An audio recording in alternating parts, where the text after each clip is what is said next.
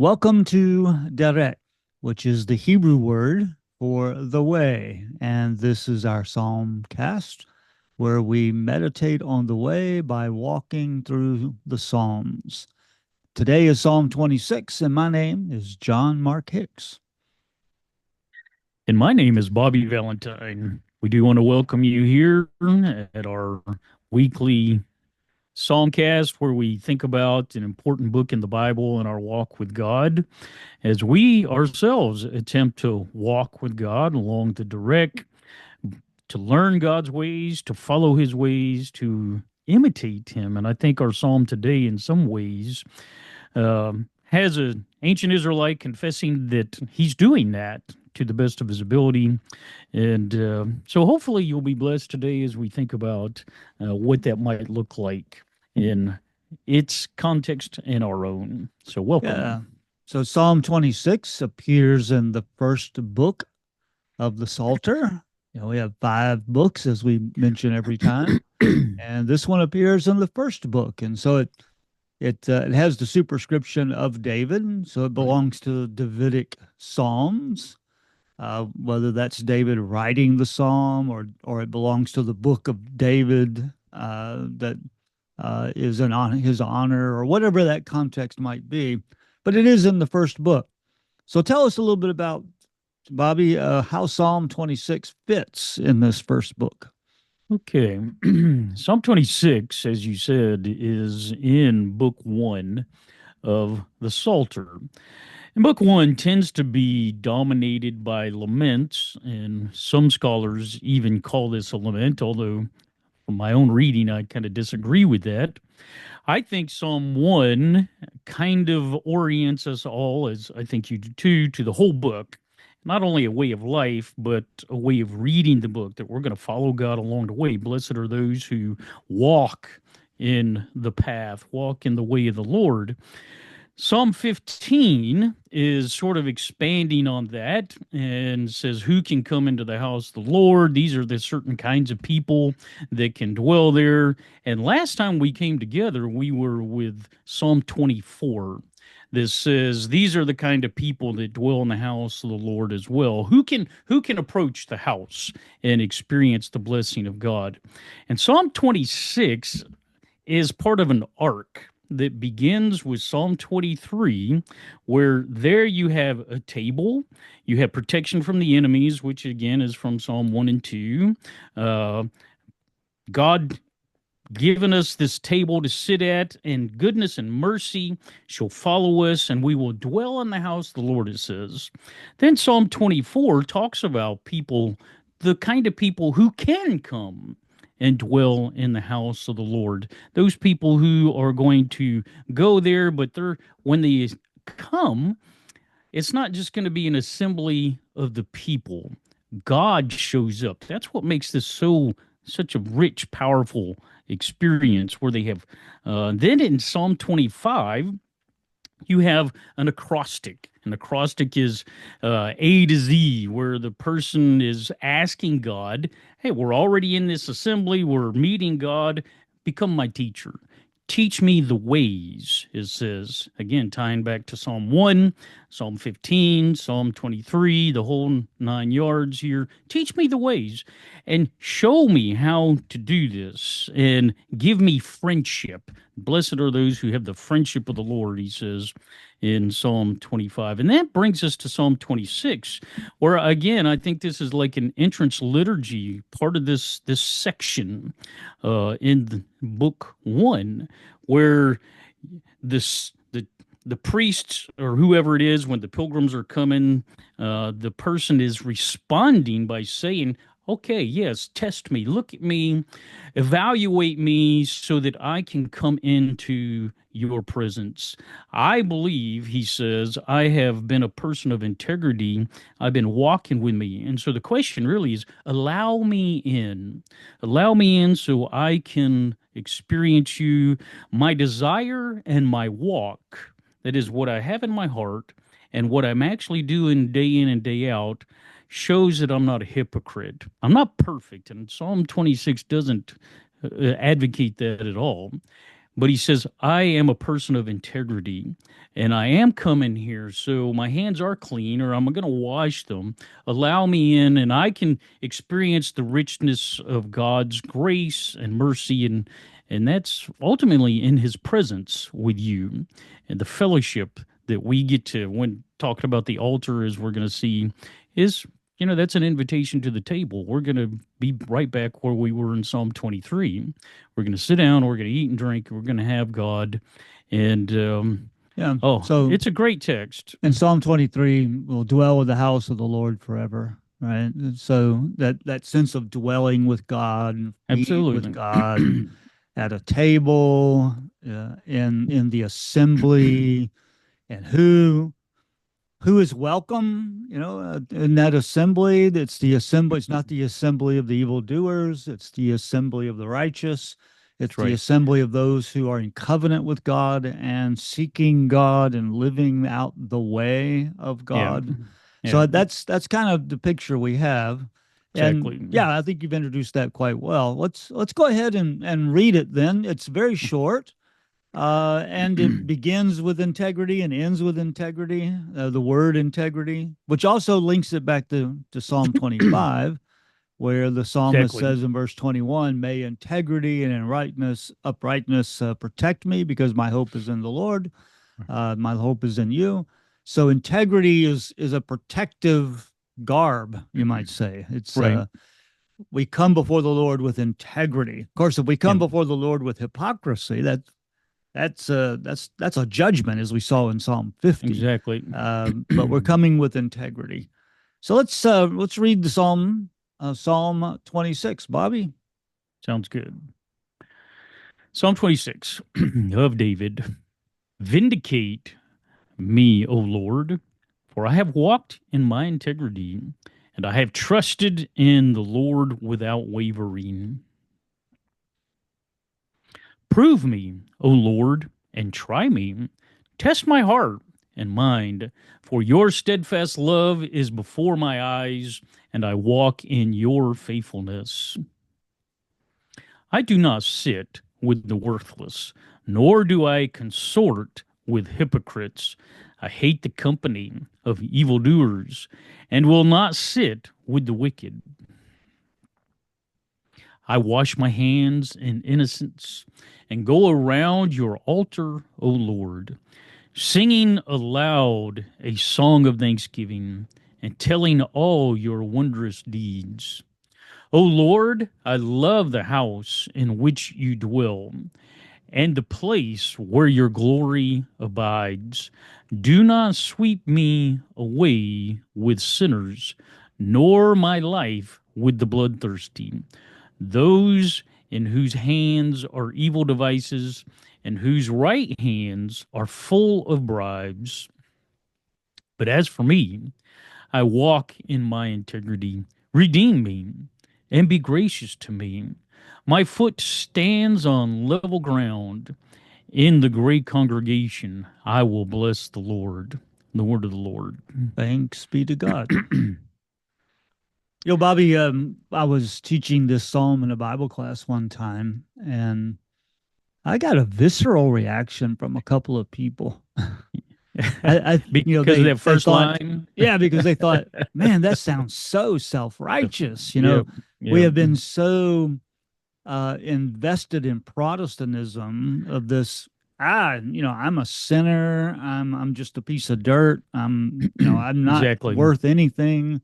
Exactly. And any sense that I come before God with integrity, or I come before God with with a righteous life, or with a way Exactly. of life that is following the path of God, that just gets a very negative reaction. It's kind of like It does. we associate it with Luke 18, the The Pharisee and the Pharisee. tax collector in the Yeah. temple. Well, we don't want to sound like like that Pharisee. We want to sound like the tax collector. So we always want to say, I'm a sinner and I'm not worth anything. And Exactly. so this psalm sounds self-righteous when you come Yeah. at it with that Protestant mindset. So how do you I know how I responded to that. How would you respond to that notion? Oh, well. And You're right. This psalm is often used as proof of Jewish self righteousness, Jewish legalism, the difference between the Old Testament and the New Testament. All those I reject. Well, first, they probably are reading the old translations as say, judge me according to my righteousness, which is okay, but I think it gives the wrong impression of what's going on here. Number two, I'd say that we have misunderstood Paul because Paul clearly has a robust consciousness, and as he says in Philippians chapter 3, as to the law, I'm faultless. And in Second Corinthians chapter 4, he talks about his glowing consciousness in verse 2. But I would say that this person is kind of like Job, kind of like other figures in the Bible, who simply is confessing not that I am a person who is sinless, but that I actually, my life is in basic accordance with the values of God, that I am walking with integrity. That's how this is translated here, Zadik, and it's just I like that much better because the person is saying, I'm not a hypocrite.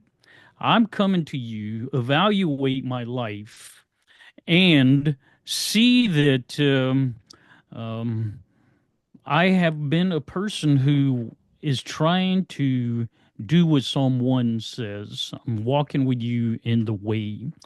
And as we see in this particular psalm, I think that way is rooted in God's own truth, God's ways, what I want to call divine imitation. Hmm. The person is saying, that's what I'm doing, because it's going to allude to the God creed here in a moment in verse 3. And he says, this is what I'm trying to do. And I like how the Norse V had it that you just had, because it's slightly different than my edition of the Norse V. It has, I walk in your faithfulness or Yeah, your truth. that's the footnote in the That's RSV. the Yeah. so Hmm. it's not mine, and that with the parallel to Hesed there again, that is Exodus 34, where God reveals His ways to Moses, Yeah. and I'm trying to follow your footprints, which is what Psalm 1 calls us to do. And I think that's the narrative arc here in Psalm Mm. 23 through 26 as well. But So I think when, that, go yeah, ahead. go ahead. Well, what I hear you saying is Psalm 1 calls us into a particular way of living. It does. And then Psalm 26 says, I'm there. It's right. I'm living that. I am not. In fact, he uses the same words of walk, sit, and stand. Absolutely. I'm walking in my integrity. I'm sitting in the assembly. I'm standing on level ground. I'm not sitting with the assembly of the evildoers. I am sitting with the people of God, and That's right. I'm walking in the path of God. That's So right. I think you're right about that word integrity. Some translations say blameless. I think the NIV says blameless here. Well, that can send a negative connotation to a lot of Yeah. people, especially Yeah. Protestants who know And they're not blameless. exactly. That the because blameless gives us this sense of sinless almost. Right. But Right. it's not, it's the word integrity. It's the word that is, as you alluded to, used of Job in Job chapter 1 or in Job 23, in my integrity. Yeah. Job is innocent.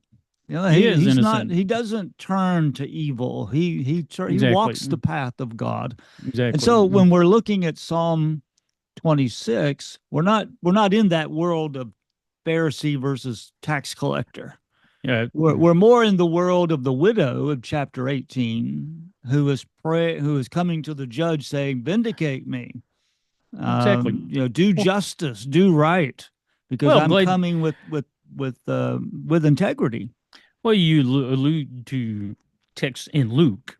Luke, since this is Advent and Christmas time, I mean, the Gospel of Luke begins with describing several people as righteous, kind of Yeah, like righteous this right Zechariah, here. right? Mm-hmm. So, the word righteous, doesn't mean, at least as I understand it, what I just think Luther was wrong.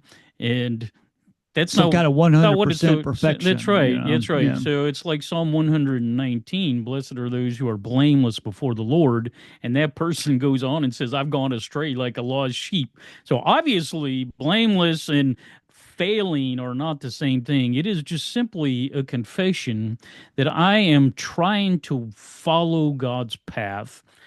Later in this very text, he's going to talk about redeem me and be gracious to me. So this person not coming before the Lord and claiming, I'm holy as Yahweh is holy. No, I just desperately want to have fellowship with God. Hmm. Look at how I'm treating the people around me and what my heart actually says inside of me, that my life is mirroring the desire of my heart. That's integrity.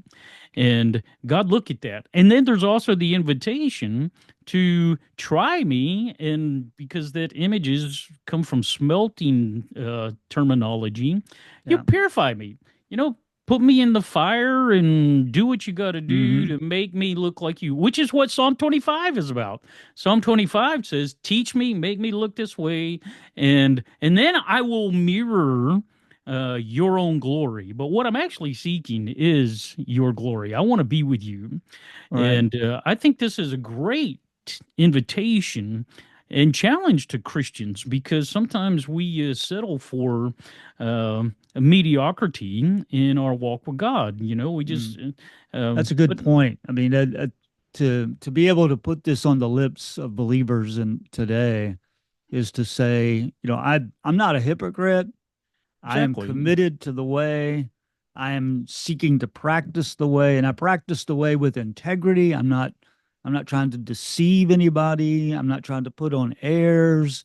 I'm yeah, really invested in this, and I'm going to pursue a walk with God, and be committed to God's that's way right. and depend on God's faithful chesed, God's faithful, steadfast love. Absolutely. So, you pointed it out in verse 3 that the reason why the psalmist can invite God's testing is because he trusts God's loving kindness, right? Absolutely. Trust who God is. God's going to be fair. And God's going to love me in this and care for me in this, and it's going to be by God's faithfulness that I'm going to be purified and tried Exactly. and Exactly. proved and examined. And as you said in verse, what is it, verse 11, Yeah. where he Redeem me and pleads gracious. for, Redeem me and grace me. yeah, So, verse deliver 11. me Yeah. and be merciful to me, be gracious to me. Yeah. So he's not standing, the psalmist is not standing in a place of, hey, I'm perfect. I don't need God. I'm done. I can do this on my own. No, it's nothing like that. It's Exactly. entering into the space where God dwells with integrity Exactly. and with the um, call for mercy on the part of Yeah. God because he knows he can't stand there on his Well, own. exactly. Yeah, So it's the opposite of self-righteousness. When you right. actually read this and put it in its own Hebraic context, this is God righteousness because it is, as the law says, be holy as I am holy. Here, Hmm. this person says, I am following your path, your righteousness. I'm not doing this perfectly because I'm not Yahweh, but that's why I'm trusting in the steadfast love or the hesed and your faithfulness or your truthfulness. Or, and again, that's grace and truth right here. Grace and truth, hesed and truth. It's like, Hmm. man, I am just like Moses, just like everybody else who is following the pilgrim path. I'm coming here and I'm trying to be an imitator of God, which I think is fundamental to the New Testament ethics. Right. So if And you're going to pray so, verse 1, you better be ready for verse 2. Right. absolutely, If you're going to go into God's presence and say, I am coming to you with integrity. My exactly. heart is whole. My That's right. heart is committed to you. Um, Test me. I mean, how Exactly. many believers pray that prayer, right, in Oh, verse it's a 2? challenging Test me one for and sure. try me. I mean, he uses three different verbs, Yep. all of which can be translated very similar in English: test, try, prove, Yep. examine. The third one, examine, is the word you were referring to in terms of a smelting process, a Yeah. refining process. So the probing, the examining, the testing the metal of, all these words are used in the Hebrew Bible and other places, Jeremiah, other Psalms, to think about God does this sort of stuff. I mean, Oh, absolutely. God tested Abraham, right? Genesis 22:1. God tests our hearts, First Thessalonians 2. The whole world is under a trial, a test, Revelation 3. So Yeah, God probing and examining our hearts. It's Israel in the wilderness, right? it I is. put It's you in the Jesus in the wilderness in wilderness. That's right. Deuteronomy chapter 8 to test your hearts, to see what That's was in right. your heart. Uh, Which is so what he did to Jesus himself. Right, So, exactly. In so, Luke 3, I mean, Luke 4, um, right? Matthew 3.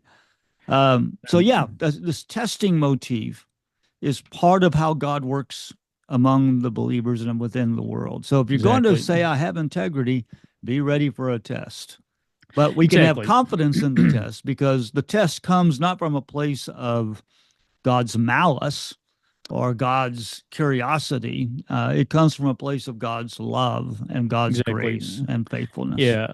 And with that smelting imagery in the background, the blacksmith doesn't hate the piece of metal. You're No, trying to make it the best piece of metal that it possibly can be, pure right. and So there's the kind of the useful. goal that And God so has that's in right. mind. So Yeah. the testing is, um, it is a purification process. It is being transformed. Isaiah might use the not that particular image, but like the clay in the potter's hand. Yeah, I it's a mean, different metaphor. Yeah. it's but pointing to a similar reality that's rooted in God's ways, which are Hmm. Hesed and his truthfulness or faithfulness, and say, man, I can handle this um, because I trust Yahweh. And again, this is the covenant God, and that's Right. what he says. I have trusted in Yahweh. Mm. So I go there and I know he is going to be with me. And as some other translations, I should have mentioned this earlier, like the today's English version, declare me innocent rather than judge me, or in the same kind of that's what he's asking here. Yeah. Decide for me, Yeah. allow me. I translated it or paraphrased it as allow me in. That's Hmm. what he's asking. I'm coming. I'm part of this joyful, festive throng, and I want to be on the inside. Allow me in. Just do what Yeah. you got to do. Look at me up and down, because this idea of my testing my heart and mind. This is the insides and outside. I mean, Hmm. the word kidneys here. Is like this is whatever's hidden. It's not hidden from you. You can see me. I couldn't hide it if I wanted to, but I'm Right. trusting and following this Hesed. Yeah, I think And that's kind of the entrance liturgy that you're talking about. yes, That's certainly yes, one. I think that's the probably the best way to read this psalm, me too. as you've indicated. Another way of reading it is to think of this as kind of a declaration of innocence. He's being falsely accused, Yeah, and he's yeah, going to the temple to say, "Hey, judge me right, according to right, my integrity here, yeah, that I didn't do this," like Psalm 7. But I right, think probably entrance liturgy fits better with Psalm 23 to yeah. 26. So when we get to verses 4 and 5, um, what this language in verse 5, I hate or I abhor the assembly of the evildoers. Now Yeah. that makes some Christians a little uncomfortable as well, to use that hate language. Whoa, wait a minute! Aren't we supposed to love our enemies? Aren't we Yeah. supposed to eat with the sinners, like Jesus did? I mean, so what's going on with that language here? Is this another one of those, Bobby, where the Old Testament is in contrast to the New Testament, old and new, or how do you hear verses 4 and 5? Well, I would like to point out that this is a clear tie back to Psalm 1 in verses 4 and 5 and following. But Yes, it when he is. Yeah. says that I do not sit with the worthless or consort with the hypocrites, though the parallelism, the worthless and the hypocrites, though that they define each other.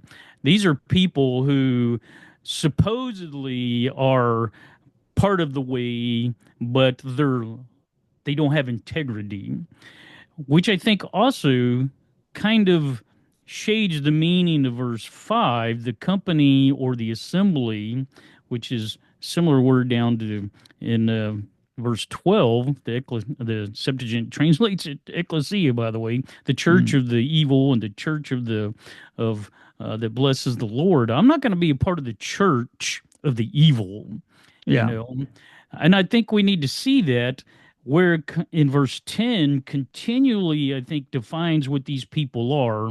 These are people who are actively hurting other people. Or they're They violent are people. They're violent people. bloodthirsty, right? They're yeah, they take bribes. Usually that's going to be against the poor or the widows or whoever, the aliens.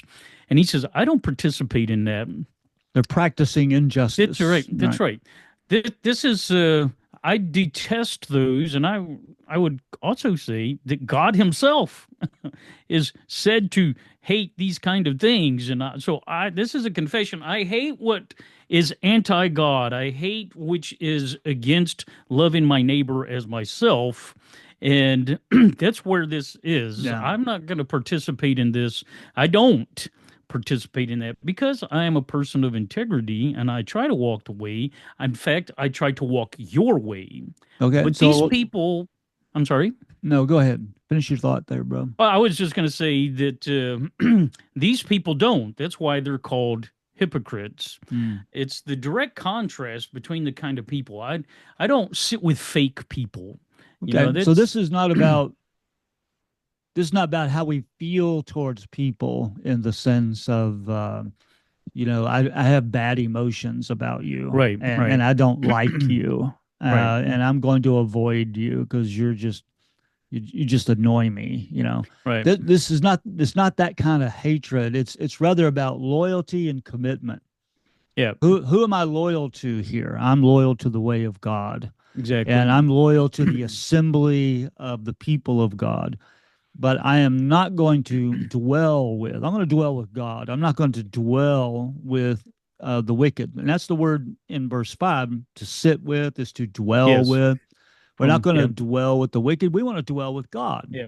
So this is not a point about who we like and who we don't like in Yeah. terms of some kind of emotive No, feeling. it's This the is about Pauline point it's where, about the commitment yeah, and loyalty to the way yeah, of God.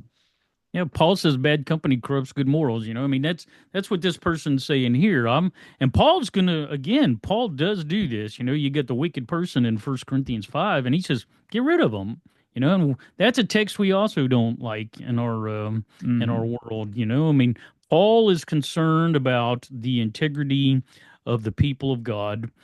And this particular person who is not, again, claiming some kind of self righteous virtue here, th- this is simply following the path that God Himself has made, empowered by God's own presence. That's the Hmm. desire for us, that we're going to at least do this in a way that is one of integrity.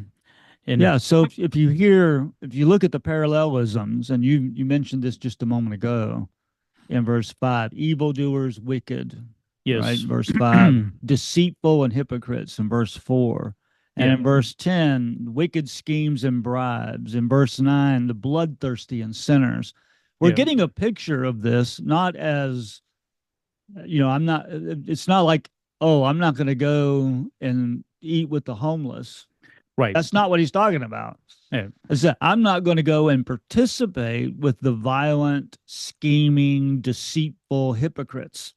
yeah. I'm not going to participate in those who are abusing others and who are pursuing injustice in the way they live. I am not going to be a part of that. I'm Right. not going to sit with them, which is exactly what Psalm 1 told us not to Exactly. do, right? I'm Don't not going sit to with sit the with these people. sinners, That's right? right. That's right. So this hate language, we also get the contrast with hate in what is it, verse 8. Yahweh, I love the house where you That's live. right. Yeah. Where your glory dwell. I'm going to dwell where your glory dwells. That's I'm right. not going to dwell with the hypocrite. That's right. And And God's glory I won't be love with that. those people. That's why I don't want to be there. Right. I want to be in God's presence. And those people who are just described, and I think this is kind of more like a typology of people, Sure, sure. a portrait of people that those kind of people are not allowed to come into the assembly. They're not allowed to come into the temple. So I'm not going to dwell with them. They're going to be on the outside. I am going to come on the inside because I love where God dwells. And the dwelling and glory, again, that's in parallelism there. So what I'm seeking is the kind of thing, again, we've referred to this last week with Psalm 24, that's the glory of the Lord. I want to see God. I mean, that's what I want to do. I want to see God. And what a fellowship that is, but I can't be a certain kind of person. And I think this is what, again, that's what it's describing. I'm not a kind of person like that, but I Hmm. am this kind of person. Okay. A person is, it says, like, I have clean hands, Yeah, which verses again, 6 and 7. What kind of completely, person are you? Right. yeah, like 24 verse 4, it says, those who with clean hands can come into the presence. And And pure here, heart, clean hands and pure pure heart. heart. That's right. Yep. I, Hmm. I am going to wash my hands in innocence, which is probably some kind of ritual purification, going on. But that symbolizes that, oh, all of this, my hands are clean. I'm not, it takes the hands, usually those with unclean hands are people who do violence. And Hmm. so they are the people who take, uh, so notice it says right hands are full of bribes. That's not a clean hand. Your Yeah. hand is full of mischief, as some of the Psalms would say, or evil or violence. No, I have hands of innocence. And Mm. again, those are not sinless hands. Yeah. They're not committing certain kinds of crimes. And I think perhaps because again, we mentioned the Protestant background for all of us, in America anyway, that For most of us in oftentimes, America. yeah, most of us, you know, that we tend to think of sin as these little. I want to call them things that you almost like microbes. You can't even actually see them. But in Scripture, most of the time, we're talking about serious kind of activity that ruptures human relationships and Hmm. damages them. Yeah. And it says Destroys community. Right. that destroys community. Hmm. And I'm not that. I I don't don't want anything to participate do. in that. That's right. I'm You not a know? violent person. I don't Yeah. participate in violence. I'm Yeah. not bloodthirsty. Right. um, So I think you're right, Bobby. For example, when we look at verses 6 and 7, where he turns his attention, okay, I'm not like that, but here's what I do.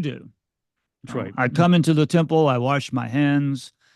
Maybe it's a metaphor, maybe it's a real ritual, but and I go around the altar, and what I'm doing when I'm doing that, I'm coming in innocence and I'm walking around the altar of God. And what I'm doing is I'm proclaiming around, aloud your praise, or I think it's Todah here, so it Yeah. should be thanksgiving. Yeah. Song of And you Thanksgiving, right? alluded to this earlier that the altar and the sense of thanksgiving, this may give us a kind of this might be in the context of a Thanksgiving sacrifice Yeah. where the animal is offered in thanksgiving to God, and then you take the animal, according to Leviticus 3, Leviticus 7, you take the animal and you go eat it. You eat it. And in the Thanksgiving offering, you proclaim or you tell of God's wonderful deeds. You tell of God's Exactly. mighty and awesome deeds. Yeah. Maybe in the Thanksgiving for something God's done in your own life, or Yeah. Thanksgiving for God's work in Israel. But the point here is I'm not participating in the violence, unjust sort Right. of life. I'm participating in the community that dwells with God and gives God thanksgiving and proclaims who God is Exactly. and enjoys God. Yeah. I mean, that's Yeah. what's going on in verses 6 and 7, right? Yeah. That's who I am. Yeah, it's that arc that ties back to Psalm 23. He prepares a table for me in the presence of my enemies.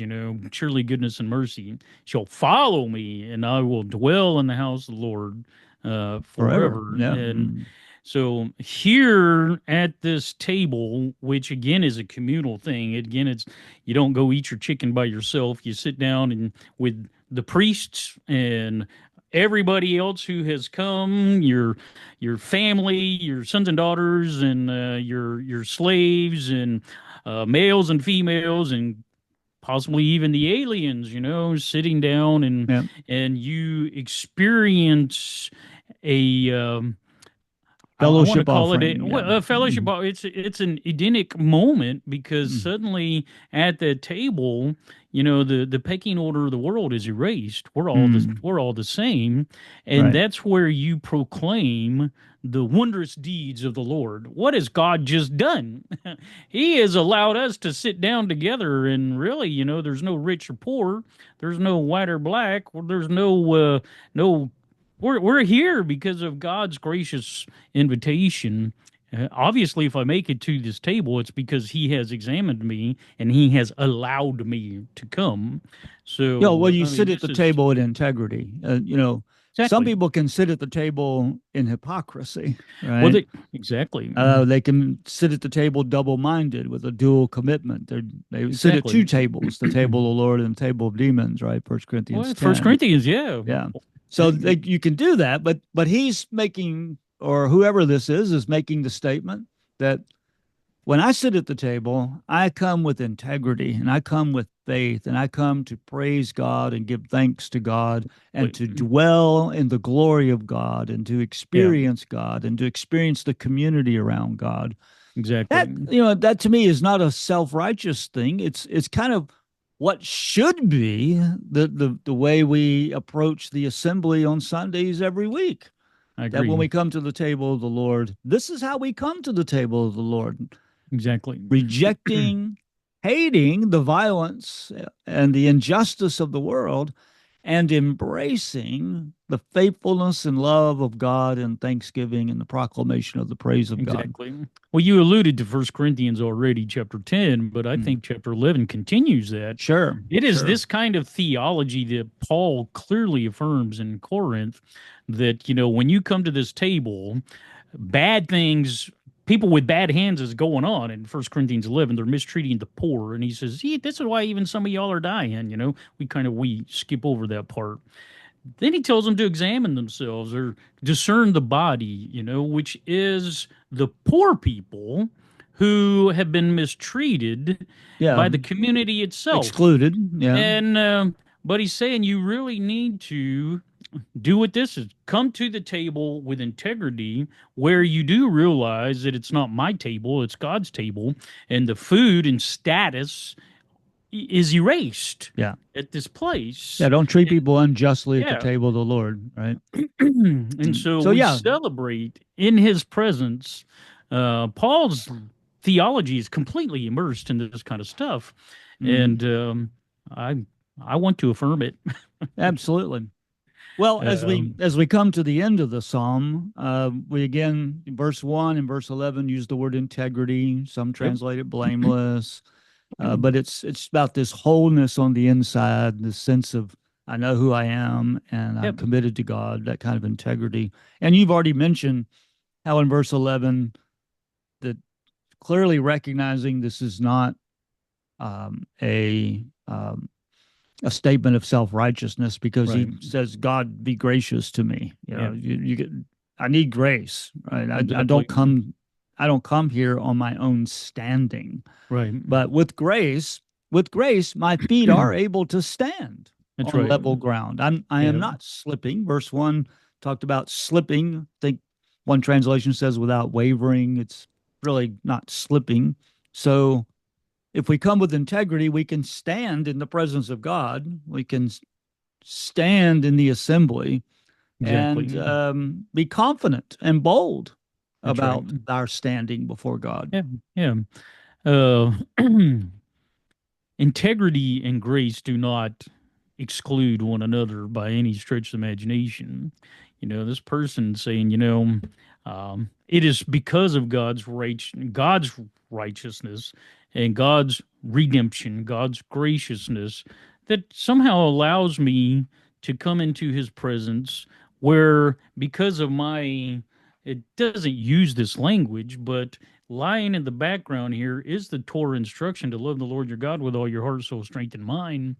And I think that's what this person is saying he's doing. I love you and I want to Mm, fellowship with you. I want to be with you. As I've said many times, that worship in the Hebrew Bible is the Shema in 3D. And this person has just comes, that's me. My heart, soul, strength, and mind is the integrity of this person. mm, Now, I just need you to make it happen. I mean, yeah. but I want to be the kind of person that you enjoy having in your presence, Lord. And I think that changes how we Mm, hear this without having to say that I'm a worm, I'm a dog, I'm a piece of garbage, because I don't right. think God thinks that you are. Right. And now there are people who are dogs, but those are the kind of people who, as the text says, they're Who are hypocrites. bloodthirsty, They're bloodthirsty. briberies. Right. That's right. Yeah. Mm, And in the New Testament as well as the Old Hebrew Bible clearly shows that God will deal with those people in a very similar manner. As like we forget about Revelation 17:18. So, but yeah. So it is. We're thinking about a moral category here. exactly, Not about who we like or who we don't like. It's exactly, rather you want to hang out with violent, unjust, deceitful hypocrites. Is that who you want to hang out with, or do you want to love the assembly of the Lord, exactly, where people come with integrity? Now, in the exactly, assembly, you're going to get both, right? You're going exactly. to You get are both. Um, because but who do we people. want to be? Who do That's who is right. it that we want to be? We want to be Yeah, able to voice this psalm that's on right. our own lips and say, That's right. "This is how I come to the Lord." Exactly. And this person ends with saying, it's in the great congregation, but I like the Septuagint here, in the ecclesia. Yeah, So yeah, when those first century Christians are reading this text, all of a sudden they see themselves like, in the church. right. I will bless, I will worship. I'm going to call on Yahweh for all he's done. And in this gathering, again, where we saw in Psalm 24 that it's not just the gathering of the people, Yahweh has come. And Hmm. while he's there, I'm at that table. And again, I think all these texts presuppose that Exodus 24 moment. You're sitting down in the glory of the Lord. You can see the face of God, as it's going to say in Psalm 27. We could probably pull that in here. The word I'm seeking the Lord. I'm seeking God. One thing I want to see is the face of the Lord. Right. Behold the beauty of the Lord. And it says, in the midst of this ecclesia, in this church, I joined the festive throng, and we will bless Yahweh. It's Yeah, a great, those who devalue the assembly, we don't want to make the assembly the whole of Christianity for sure, right? I mean, right, that's right. the assembly is not everything, It's not. but the assembly is something. And part of what it is a gathering in the presence of God, where the glory of God dwells, and where we Absolutely. experience God in community with others. And the English translation here, NIV, says great congregation, which is probably a good translation, but it's actually a plural word in Yeah, Hebrew, these which assemblies. Yeah, maybe is a superlative. yeah, But the idea is that the assembling of the people of God is a wonderful event, exactly. and one that where God shows up in a unique way, Yeah. to see the face of God in Well, as people. 149 says, Yahweh takes pleasure in his people. So, Yeah. get this mutual thing going on there. So it is certainly edifying. I can't imagine how this could not be edifying. I mean, you No, it's one of the come into reasons the it is presence of the edifying. Lord. I mean, it's like you're eating and drinking, and that's Yeah. fellowship. But it's not just fellowship with me, it's fellowship of redeemed people coming into Right. the presence of the Lord and saying Communing thank with you. God. Right. Communing with God, absolutely. It's Hmm. such a great, great Yeah. text. So So, let's place this. Let's encourage everyone to place this psalm on their lips when they enter into the assembly of God, absolutely, and to absolutely. join the assembly of the people who are there to give thanksgiving to Yeah, God. and to And let join it that challenge assembly us. rather Yeah. than participate in the other assemblies. Yeah. Let's sit at the table of the Lord rather than the table of the demons, as Paul puts Exactly. it. And It, and let this text challenge us to be actually people who yeah, are people of integrity. That when I gather together, whatever I do between Monday and Sunday is I'm actually following the footprints of God, the divine yeah. imitation there, it's like I am walking the walk. And when Not I per- claim that integrity, am I willing to pray verse 2? Right? yes, Test yes, me, exactly. try me, examine me. Exactly. If you're not willing to pray that, then maybe we need to be praying about God, help us with my That's integrity. right. Help me Oh become yeah. more whole Uh, my devotion to you. And exactly. part of the way God will do that, probably, he might do a little refining and testing Oh and yes, probing. yes. But it's appropriate to pray, God, I have integrity before you. Yeah. Test me Yeah. and test me in the light of your loving kindness and your Yeah. faithfulness. Indeed. Amen. Thanks, Bobby. This has been Yep. good. Appreciate the time we spend together. Yep. Me too. And let's conclude with the benediction. There we May go. the grace of our Lord Jesus Christ and the love of God and the communion of the Holy Spirit be with us all. Amen. Amen.